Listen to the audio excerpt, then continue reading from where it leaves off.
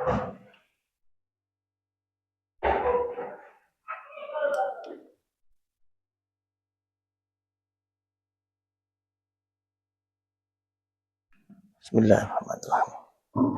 Assalamualaikum warahmatullahi wabarakatuh.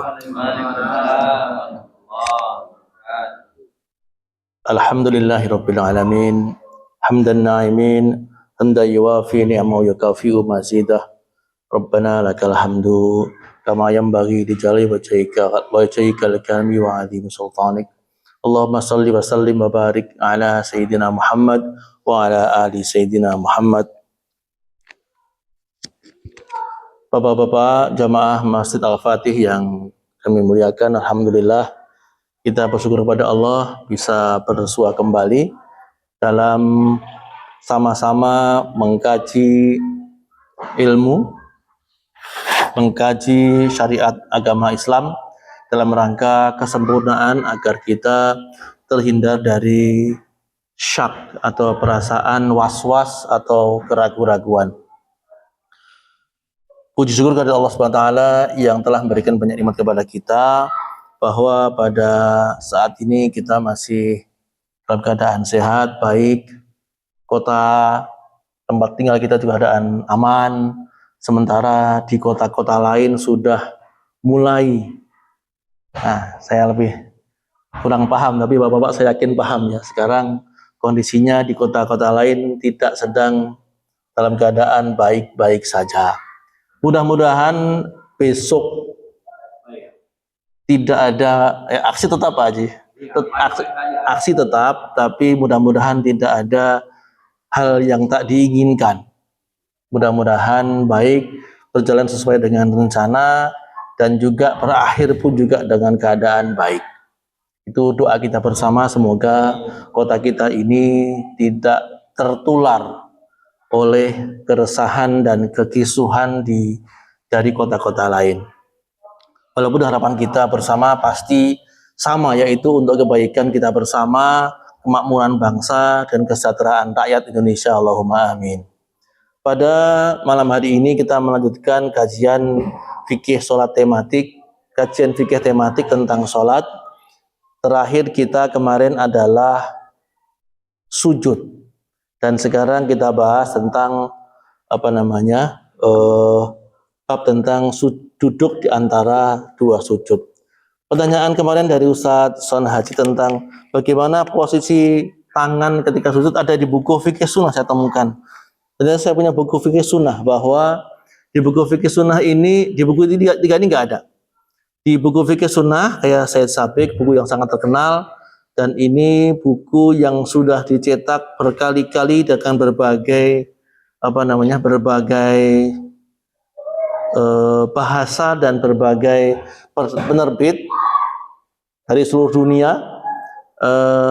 Ini termasuk yang saya punya adalah yang sangat jadul, tahun 80-an kalau tidak salah ini dicetak. Jadi terdapat tata aturan tentang bagaimana posisi tangan ketika sedang sujud, yaitu Rasulullah SAW merapatkan jari jemari, bukan begini tapi begini, gitu, menghadap ke arah kiblat. Dan karena beliau selalu jadi imam, maka posisi tangannya agak merenggang begitu. Kalau kita sebagai makmum, jadi kita yang namanya sunnah itu tidak selalunya ikut Rasul, kadang ikut sahabat. Mengapa? Karena kita juga jadi makmum, kadang-kadang jadi imam. Maka sunnah yang kita pakai adalah sunnah sahabat. Kalau sunnah Rasul, sujudnya begini, ya marah sebelah kan gitu. Maka sunnah dari sahabat adalah bahwa kita sebagai makmum tentunya mentoleransi, mengkondisikan sebagaimana mestinya, sama-sama sujud dengan keadaan nyaman, tetapi sama, yaitu posisi jari jemari adalah rapat dan menghadap ke arah kiblat. Kalau tadi yang begini gitu ya, itu bukan berarti kemudian batal sholatnya atau enggak sah sholatnya, ya tentunya tidak sempurna layaknya apa yang Rasul dan para sahabat contohkan. kembali ke pokok bahasan, yaitu tata cara dua sujud. Setelah kemudian dari sujud, duduk di antara dua sujud, yaitu anna Nabiya sallallahu alaihi wasallam kana yafrushu rijlahu al-yusra wa yansibul yumna. Yaitu Rasulullah sallallahu alaihi wasallam beliau menduduki paha kiri, ya, kemudian menegakkan telapak kanannya. Mohon maaf, saya beri contoh kira-kira seperti yang Bapak-bapak laksanakan. Namanya duduk apa? Iftirash. Saya agak susah ini, tapi begitulah kira-kira. Walaupun saya sakit sekali ini, jempol saya ini, mungkin karena asam aurat jadinya begitu ya. Jadi sakit sekali. Nah, kalau bisa memang harus begini posisinya. Udur, betul Pak Haji, udur syar'i ini. Sakit betul ini. Maka kemudian akhirnya kita kadang-kadang memaafkan diri kita sendiri, begini. Masih boleh. Ya, begini. Tapi kemudian akhirnya ada yang sakit betul rasanya. Ya akhirnya begini. Bukan berarti batal sholatnya, tapi tidak sempurna sholat kita. Tapi karena memang kondisinya kondisi yang jadi kita tidak seperti anak muda lagi, dan kemudian akhirnya mengampun sama Allah dengan kondisi layaknya orang yang sudah udzur, walaupun usianya masih muda gitu ya. Nah, jadi kaki kiri diduduki oleh paha kanan, kaki kiri ditekuk diduduki oleh Rasul, dan kemudian kaki kanan jari jemarinya menghadap ke arah kiblat. Nah, kemudian yang unik adalah bagaimana? Ada nggak tata cara duduk yang lain? Ada. Yaitu saya dari buku Fikih Sunnah, duduk bersimpuh. Paham Bapak-bapak? Duduk bersimpuh. Jari jemarinya nah betul begitu. Itu makanya ya betul sekali seperti itu. Contohnya Sanaji begitu kira-kira. Saya terangkan soal hadis-hadisnya.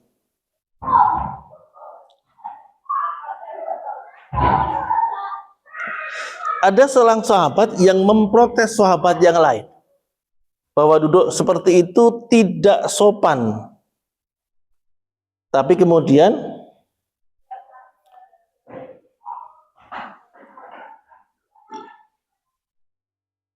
sahabat bernama annahu sami'a Tarus yaqul, jadi mengatakan bahwa Ibnu Abbas itu salah seorang keponakan Nabi, Abdullah bin Abbas namanya, duduk bersimpuh di atas kedua telapak kaki seperti tadi. Tawus mengatakan itu tidak sopan, kata beliau. Ibnu Abbas mengatakan itu adalah sunnah Nabi. Jadi Ibnu Abbas ini adalah sahabat yang spesial. Beliau itu di masa mudanya, dan Rasul sudah wafat waktu itu. Jadi Rasul sudah wafat, beliau masih muda. Karena luasnya ilmu beliau itu, maka dalam rapat-rapat dengan musyawarah dengan sahabat-sahabat yang besar, kibarus sahabat, Abu Bakar, Umar, Utsman, Ali, Ibnu Abbas selalu dihadirkan sebagai perwakilan dari fraksi anak muda. Yang tua-tua ada yang protes, anak muda kenapa di sini? Ilmunya mungkin menyamai Abu Bakar, Umar, Utsman, ilmunya, tapi usianya masih muda, sehingga beliau selalu dijadikan sebagai salah satu rujukan para khalifah di waktu itu. Jadi Abu Bakar, Umar, Utsman. Jadi ilmunya yang luar biasa. Anak muda tapi berilmu. Jadi ada dua hal yang dibolehkan, walaupun yang tadi tidak wajar karena jarang kita lihat. Tetapi Bapak-bapak sekalian, bagi yang tubuhnya beratnya mungkin melebihi saya, duduk seperti ini solusi. Jadi perlu kita ketahui bahwa orang yang bertubuh gemuk itu duduk seperti iftirash tadi sangat-sangat menyulitkan. boleh cek kalau bapak-bapak punya teman, saudara, kerabat yang tubuhnya sekitar ya 120 kiloan lah, itu bebannya, BB-nya. Suruh duduk seperti itu, Masya Allah, ngamuk dia nanti. Sakit betul. Tapi kemudian dengan cara duduk bersimpuh itu menjadi boleh, dan ini menjadi salah satu sunnah untuk beliau bisa sholat layaknya kita semua tanpa harus meninggalkan kewajiban-kewajiban layaknya orang-orang yang lain yang badannya kurus-kurus gitu, lamping. Nah, tetapi kemudian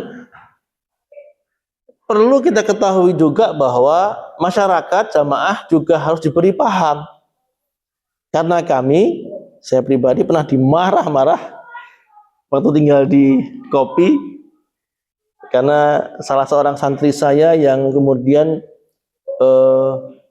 dia pernah belajar di sebuah pesantren di Jakarta yang cukup sangat menggenggam, pokoknya harus sunnah begitu, dan mengatakan bahwa duduk bersimpuh ini juga sunnah dan boleh begitu. Ketika dia jadi imam, saya agak terlambat waktu itu, dan dia jadi imam dan duduknya tadi bersimpuh. Kontan langsung setelah selesai salam, saya ditarik sama sesepuh di Gedung Menang, dimarah dalam ini, santrimu ini diajar yang benar gitu. Ya bah, masalah. Ya saya nunduk aja karena saya salah, dalam arti bukan karena santri saya salah melaksanakan sholatnya, tapi mana abah kami ini belum diberi paham bahwa salah satu hal tersebut boleh dan jadi sunnah, hanya saja nggak populer sehingga keduanya salah. Yang satu karena melaksanakan hal yang nggak lazim ini dalam khalayak umum, dan yang abah kami itu memang kurang belajar, sehingga ya nanti mudah-mudahan keduanya bertemu di satu majelis gitu ya, sehingga tidak lagi ada perdebatan. Tapi ya karena saya yang paling tua, ya saya yang dimarah, bukan anaknya yang dimarah, tapi saya yang membimbing, yang diberi semprotan gitu ya. Khair.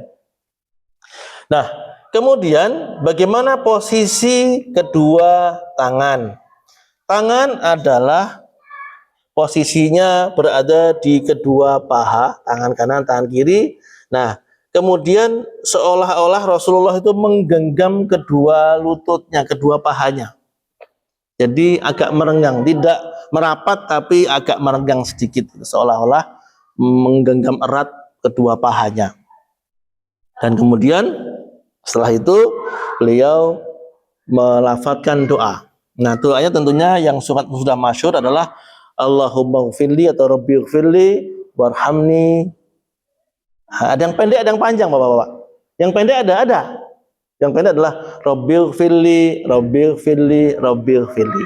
Itu juga sunnah, karena di buku ini ada, di buku ini juga ada, di buku ini pun juga ada. Komplit sudah 3 buku. Singkat, padat, dan jelas. Rabbi gfirli, Rabbi gfirli, Rabbi gfirli. Tapi kalau panjang ada Rabbi gfirli, Allahumma gfirli, warhamni, wa'afini, wahdini, warfa'ni, wahdini, warzuqni, wa'afini, wa'fu'ani. Jadi ayatnya doa yang telah kita hafal. Tapi ya tadi memang sedang imamnya kayaknya cepat, maka ya doanya tidak menyalahi sunnah, tapi karena juga itu tergantung dari sang imam, mau kayak cepat atau kayak lambat. Nah, berikutnya kemudian setelah itu sujud kembali. Sujudnya sama dengan yang kita sampaikan lalu, yaitu ketujuh anggota tubuh itu harus menempel pada tempat sujud. Nah, Rasulullah SAW beliau, saya kemudian mencari hal yang lebih detail. Rasul itu meletakkan keningnya dulu, baru hidung. Bukan hidungnya dulu, tapi dahinya, baru kemudian hidung.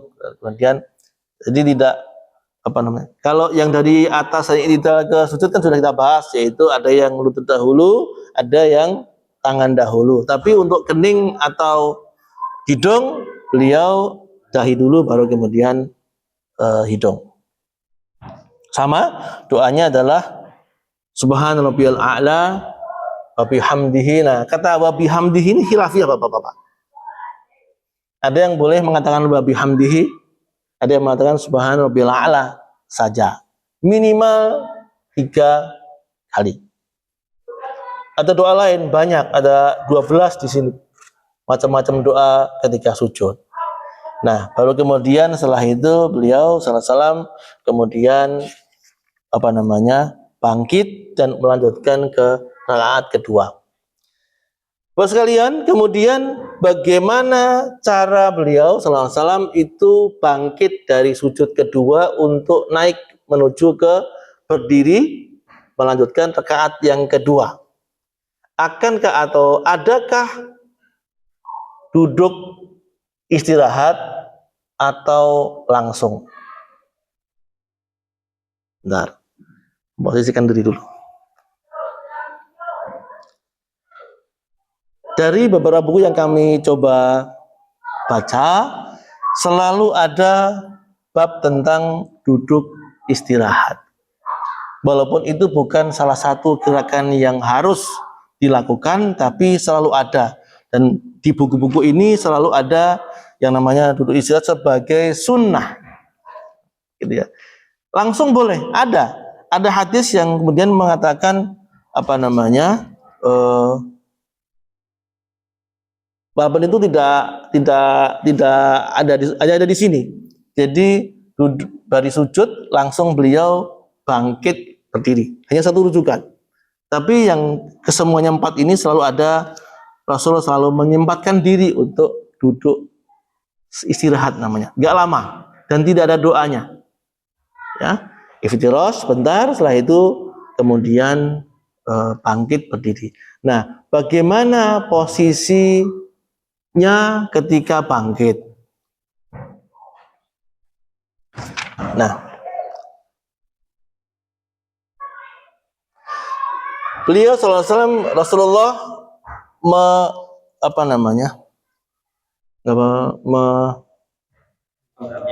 menghentakkan ya, gitu ya. Saya tidak bisa membahasakannya. Kemudian menjejakkan tangannya ya, apa namanya? Ada yang namanya beliau kadang begini atau ajen. Ajen itu bukan, Pak. Ajana itu Bapak pernah lihat istrinya buat adonan kue? Yang kue yang diuli ya kata kita ya.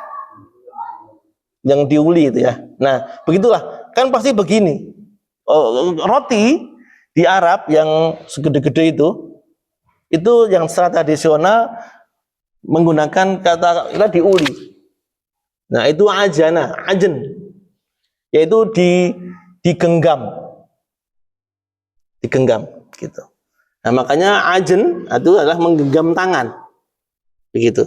Begini atau begini. Nah, ini bukan berarti harus, tapi menjadi salah satu sunnah. Pernahkah beliau kemudian tidak ajen tapi membuka telapak tangan? Ada. Terkadang beliau juga bangkit tidak ajen tapi kemudian menghentakkan tubuhnya dengan membuka telapak tangan. Jadi ada dua cara di buku-buku ini tentang rujukan bagaimana beliau setelah duduk istirahat kemudian bangkit berdiri dengan cara menghentakkan kedua tangannya untuk bangkit menuju ke rakaat berikutnya. Nah, setelah berdiri kemudian memposisikan diri sebagaimana rakaat pertama dan kemudian membaca Al-Fatihah tanpa doa iftitah, kemudian membaca surat dan kemudian setelah itu melanjutkan rukuk dan sebagainya. Bapak sekalian rahimahullah, sebelum kita menuju ke duduk tasyahud awal, mungkin ada yang ingin didiskusikan, dipersilakan. Silakan Pak. Pak Jun. Assalamualaikum warahmatullahi wabarakatuh. Tahap awal atau tahap akhir ya. Kalau kita menunjuk apa rata dengan lutut atau lewat ini. Ya. Ada yang mengatakan harus sejajar sama. Iya. Dan juga waktu menunjuk itu mulai dari tahiyat atau yang Asyhadu ya, asyhadu atau la ilaha illallah gitu. Ya. Ya, assalamualaikum warahmatullahi wabarakatuh. Terima kasih Pak Jun. Ini adalah hal yang sangat menarik dan sering jadi pertanyaan kita bersama. Jadi setelah kemudian kita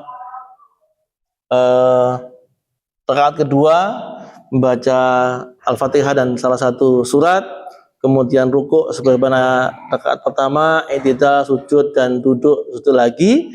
Kemudian kita rakaat kedua adalah duduk tasyahud atau tasyahud awal. Posisinya duduk iftirash dan kemudian membaca at-tahiyatu lillah wassalawatu wathayyibat dan seterusnya. Nah, di keempat buku ini keduanya ada, Pak. Yang pertama adalah menunjuk, maaf saya peragakan, menunjuk itu karena posisi tangan ada di paha, maka kemudian menunjuk itu yang buku pertama ini ada ketika at-tahiyat. Kemudian dari awal maksud saya gitu. Dan kemudian buku yang berikutnya mengisyaratkan kata illallah. Asyhadu la ilaha illallah begitu. Begitu. Jadi bukan asyhadu, tapi di sini dikatakan illallah. Nah, jadi illallah itu langsung begini. iya. Jadi ada dua pedoman, dua dalil bahwa pertama adalah di awal at-tahiyat dan yang kedua adalah kata illallah. Bukan asyhadu tapi di illallah. Ini hadis, ini petunjuk dalil. Jadi saya tidak berpendapat, saya hanya menyampaikan beberapa hal itu. Nah, posisinya apakah sesuai dengan lutut atau balapan menjorok gitu? Di sini tidak ada, Pak Jun. Petunjuknya nggak ada. Saya belum temukan tentang apakah sejajar dengan lutut atau lebih jauh dari itu. Saya nggak ada. Saya tidak bisa jawab karena memang tidak ada dalilnya tentang hal itu. Pertama tadi ada dua, Pak ya, yaitu tentang di awal dan di illallah. Dan nah, di buku ini tidak ada. Di buku ini tidak ada apakah kemudian ketika menunjuk itu adalah bergerak atau diam. Hanya saja di buku Syed Sabiq Fikih Sunnah ini ada hal yang mengisyaratkan hal itu. Hanya saja Ganggu tuh kanan. iya, itu kan kata kita. Kalau sama-sama gini nggak apa-apa. Kata kita ya, tapi ini kemudian pendapat Pak Haji. Pendapat tentang sahabat melihat Rasul itu menggerakkan telunjuknya. Gitu. Jadi kemudian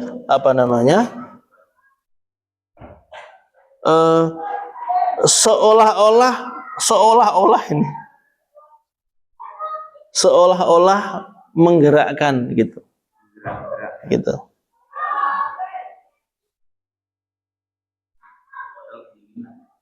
Jadi tidak ada. Jadi kemudian ini menjadi pendapat bahwa harus menggerakkan, tapi pendapat yang berikutnya adalah memang Rasul nggak menggerak-gerakkan ya asyhadu alla ilaha illallah begitu. Nah, maka dari itu ya jangan kemudian membawa perasaan kepada tangga sebelah begitu ya. Biarlah kemudian pendapatnya memang demikian dan kita harus hormati.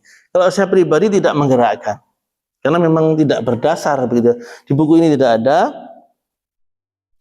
Mungkin ketemu di buku yang lain gitu ya. Tapi di buku ini tidak ada semuanya, keempat-empatnya. Bahkan di buku yang salafi banget gitu ya, nggak ada yang menggerak-gerakkan. Ini yang sering jadi pedoman saudara kita di Syekh Nasir Muhammad Al Albani, nggak ada. Ya, nggak ada. Tapi di buku saya Sabik ada seolah-olah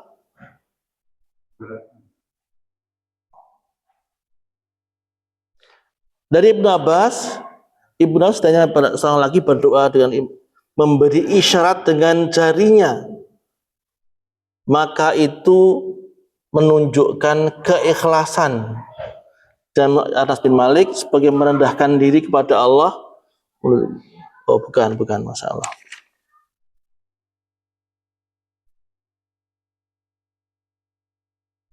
Tidak saya temukan di sini tentang gerakan-gerakan jari. Jadi ya tidak bisa saya sampaikan tentang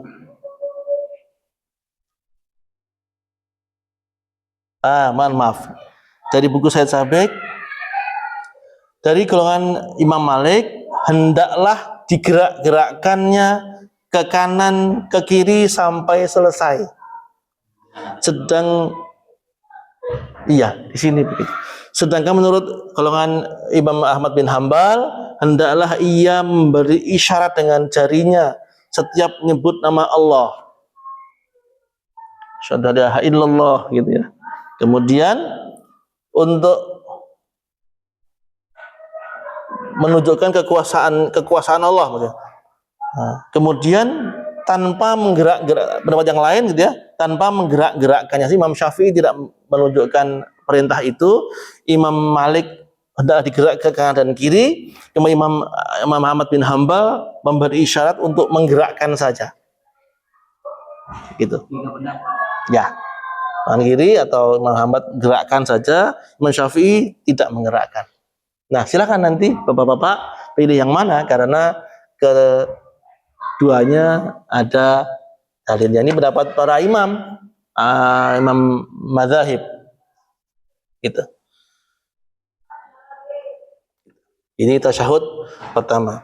Jadi apa bacaan tahiyat pertama? Yaitu tahiyatulillah sampai kemudian sholawat asyhadu alla ilaha illallah wa asyhadu anna muhammadar rasulullah, atau asyhadu alla ilaha wa asyhadu muhammadan abduhu wa rasuluh. Allahumma sholli ala, pakai sayyidina enggak? Ya, betul. Ada yang pakai sayyidina, yang tidak. Pendapat pertama, Bapak. Pendapat pertama adalah tidak menggunakan sayyidina, yaitu mengapa? Karena mustahil Rasul itu melafadzkan dirinya sendiri sayyidina. Maka beliau mengatakan Allahumma sholli ala Muhammad wa ala ali Muhammad. Tapi kedua, bahwa saya sebagai umat Nabi Muhammad sangat menghormati beliau, bahwa saya tidak sanggup melafadzkan junjungan saya tanpa membaca sayyidina. Begitu. Kalau mengutip jawaban dari Ustaz ini Abdus Somad, beliau mengatakan bahwa dalam sebuah ceramahnya pertanyaan ini muncul, di saat sholat saya tidak menggunakan sayyidina, tapi di luar sholat saya pasti gunakan sayyidina Muhammad. Gitu. Karena dalil pertama tadi tentang tidak sayyidina adalah sebuah hadis, sallu kama ra'aitumuni usalli. Jadi ketika itu pendapat pertama adalah bahwa Rasul itu ketika sholat tidak menggunakan sayyidina, maka kita mencontoh tidak menggunakan sayyidina. Tapi di luar sholat, maka jumhur ulama mengatakan boleh karena junjungan kita. Pendapat kedua, bahwa saya tidak sanggup melafadzkan Nabi Muhammad tanpa sayyidina, meskipun di dalam ataupun di luar sholat. Begitu. Silakan Bapak-bapak melafadzkannya, tapi kalau saya pribadi berpendapat tentang seperti yang dilafadzkan oleh Ustaz Abdus Somad, bahwa dalam sholat tidak menggunakan kata sayyidina karena mencontoh Nabi Muhammad, tapi di luar sholat maka pastikan kita menggunakan tambahan sayyidina karena menghormati beliau, adab juga subhanallah Nabi tentang beliau adalah junjungan kita. Gitu. Tasyahud pertama. sampai kepada Allahumma sholli ala Muhammad wa ala ali Muhammad. Kemudian itu kita bangkit dari duduk untuk ke berdiri menuju ke rakaat ketiga. Sama, yaitu kita menjejakkan, menapakkan tangan kita baik itu terbuka maupun ajen atau mengepal gitu ya. Jadi tidak ada salahnya kita membuka atau menutup jari kita untuk bangkit dari duduk menuju ke berdiri ke rakaat berikutnya. Ada lagi Bapak sekalian ingin didiskusikan, silakan. Silakan Pak Haji. Salat asar, salat zuhur, yang sunnahnya apabila imam kan nggak kedengaran kita kan? Iya. Itu apa sebelumnya kita baca Fatihah atau ada ayat juga? Apa cukup sampai Fatihah aja? Iya. Kalau merujuk kepada pendapat Imam Malik bin Anas bahwa sholatnya makmum itu termasuk sudah diwakili oleh imam, jadi tidak menggunakan apapun karena semua sudah tidak. Tapi kemarin Imam Syafi'i tidak demikian. La sholata illa bil Fatihah. Tidak ada sholat jika tidak melafadzkan Al-Fatihah. Meskipun itu sholat jahar maupun sholat sir, keras maupun yang lirih, semuanya harus ber-Al-Fatihah. Nah, pendapat kedua imam yang lain, Imam Ahmad bin Hambal maupun Imam Hanafi, maka ketika sholat yang sir atau lirih, sunyi, maka harus Al-Fatihah. Fatihah saja. Nah, bukan, maksudnya ini rukun Pak Haji. Iya, Rukun itu harus Al-Fatihah. Tapi untuk surat silahkan. Tidak menjadi kewajiban. Karena dibaca surat itu baik, itu tidak menggugurkan rukunnya atau kesahan sholat itu. Gitu. Maka dari itu, apakah pakai surat? Ya silahkan, karena sudah. Ya, imamnya cepat berarti Al-Fatihah saja. Imamnya agak slow, maka kita bisa surat-surat yang kita hafal saja. Kira-kira. Begitu kira-kira. Silakan, ada lagi Bapak-bapak. Silakan Pak. Taufik. Ya. Ya. Di buku ini tidak ada. Jadi baik itu rakaat 1 ke 2 atau kedua menuju ketiga setelah tahiyat begitu tadi, tahiyat tasyahud, belum ada petunjuk tentang apakah kita berdiri dengan melafadzkan Allahu Akbar dengan mengangkat tangan. Tidak ada petunjuknya, jadi saya tidak bisa berpendapat. Hanya berdiri saja. Kemudian menuju ke rakaat ke-3 atau rakaat ke-2 atau rakaat berikutnya. Tidak ada. Ada lagi Bapak sekalian? Ada? Silakan. Ya. Kita telat Allah imam ya. Ruku itu kita dapat rakaatnya itu gimana Pak? Ya. Ini kalau jumhur ulama mengatakan sama satu hal, yaitu mengapa dikatakan ruku, yaitu ketika kita makmum dan masbuk atau makmum yang terlambat itu masih masuk rakaat ketika imam masih ruku, tapi tidak boleh langsung ruku, tapi kemudian Allahu Akbar takbir dahulu, baru kemudian kita melafadzkan Allahu Akbar untuk ruku. Masalahnya adalah kita ruku, imam i'tidal. Nah inilah masalahnya, Mak. Nggak keburu lagi. Sudah lari-lari padahal udah ngos-ngosan, inilah yang khilafiyah. Nah, ini tergantung dari kejujuran kita masing-masing. Hati ini, bicara dengan hati ini. Masuk enggak ya tadi itu ya? maka kemungkinan sudah enggak masuk. Mengapa kita rukuk, imamnya i'tidal? Enggak masuk lah. Kan kalau imam rukuk, kita masih dapat 1 rakaat yang tertinggal tadi. Kita nggak dapat Al-Fatihah, ha? Tapi dapat rakaatnya. Masalahnya adalah sepakat kita sudah. Tapi masalahnya adalah kita ruko, imam bangkit. Nah ini berarti kita sudah tidak dapat rakaatnya. Apa tidak dapat ini? Tidak dapat rakaatnya, tapi tetap nggak harus nambah karena itidal harus sudah nambah satu. Gitu. Begitu kira-kira. Di batas akhirnya Adalah ya, kalau kita terlambat disebut dapat satu rakaat. Jika kalau bisa sempurna ruku bersama imam. Sempurna rukuknya bersama imam, begitu. Sempurna rukuk bersama imam. Kalau Sepakat kita sudah. baru mau ruku imam udah bangkit. Nah, berarti rakaatnya berarti sudah terlambat rakaat tersebut. Jadi kalau rukuk bersama imam sepakat semua kita dapat rakaatnya. Hanya saja tadi saya ulang kembali bahwa sudah kita rukuk, imamnya sudah tidak. Waduh, kalau mati, aduh begitu kan? Jangan rezeki kita sampai di situ saja. Sudah lari-lari kah atau jalan kaki, sudah kita jujur saja, kita terlambat untuk kemudian menambah setelah nanti salam. Ada lagi Bapak sekalian? Silakan Pak. Salam Pak. Salam. Pas kita ini kan waladolin Ya. kalau imamnya belum ngomongin amin kan kita bisa amin. Ya. Udah bisa. Biasanya kan waladolin imam belum amin. Ya. Seharusnya imam itu adalah pemimpin. Dia harus paling duluan. Tidak boleh makmum itu mendahului imam, termasuk mengatakan amin. Seharusnya. Maka dari itu imam harus paham bahwa setelah mengelafadzkan waladhdallin jangan diem. Harus melafadzkan amin supaya diteruskan oleh para makmum. Kalau imamnya diem waladhdallin nunggu makmum, ya makmum menjadi ragu-ragu ini apakah amin enggak nih gitu.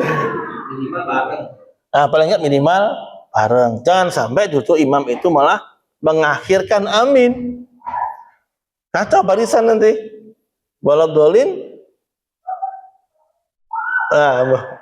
Imamnya bingung nih. Mau amin takut salah, imamnya diam saja. Maka dari itu imamnya yang harus cerdik, harus paham bahwa waladhdallin segera mengatakan amin sehingga makmum tidak ragu-ragu. Jadi begitu. Bagaimana kalau imamnya tuh diam aja, mengakhirkan imam aminnya gitu? Wah, berarti ya harus segera dirubah. Maksudnya imamnya harus segera amin supaya dilakukan, diteruskan oleh para makmum. Itu kira-kira Bapak Jan. Berikutnya kemudian rakaat ketiga, ketiga sama dengan yang pertama, dan kemudian keempat juga sama dengan yang kedua. Kita kemudian menuju ke tasyahud akhir. Tapi karena sudah tanda adzan, tasyahud akhir kita tunda pekan depan. Mohon maaf jika ada salah kata. Assalamualaikum warahmatullahi wabarakatuh.